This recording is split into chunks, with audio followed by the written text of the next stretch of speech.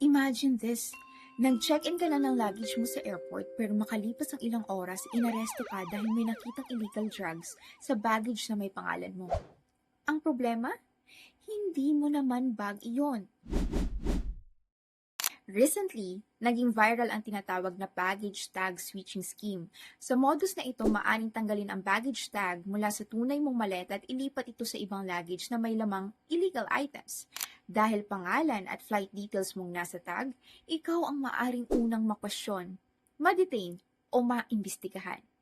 May naiulat na pasaherong nanggaling sa Canada na na-detain matapos matagpuan ang kanyang baggage tag sa maletang may illegal drugs. Kalaunan na pag-alamang hindi pala sa kanya ang luggage. Hindi ito para takutin kayo. Hindi rin ibig sabihin na nangyari ito sa lahat ng airport. Pero bilang traveler, mas mabuting may sarili kang ebidensya bago mo i-check-in ang iyong baggage. Bago mo ibigay ang maleta sa check-in counter, gawin ito. Una, kuhanan ng malinaw na video ang loob at laman ng luggage bago ito isara at ilak.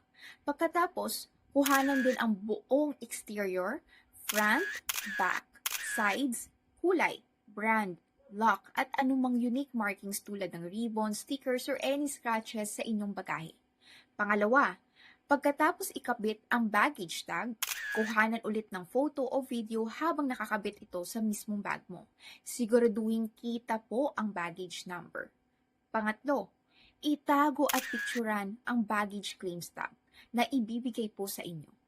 At kung kaya, gumamit ng luggage tracker gaya ng AirTag para makita mo kung nasaan ang tunay mong baggage. Documenting the bag before handover and using a tracker have also been recommended and reports about the scheme. Remember, your luggage may be replaceable, pero ang pangalan, kalayaan, at safety mo, hindi po. Take the extra 1-minute video before checking in your bag. Baka iyon ang maging pinakamahalagang travel evidence mo. Share this with your family, OFW friends, at sa kahit sino mang may upcoming international flight. So eto po si Ivy Kuchelskas from Travelivia. Travel informed, travel prepared, travel safely po. And ingat po kayo. Have a safe flight.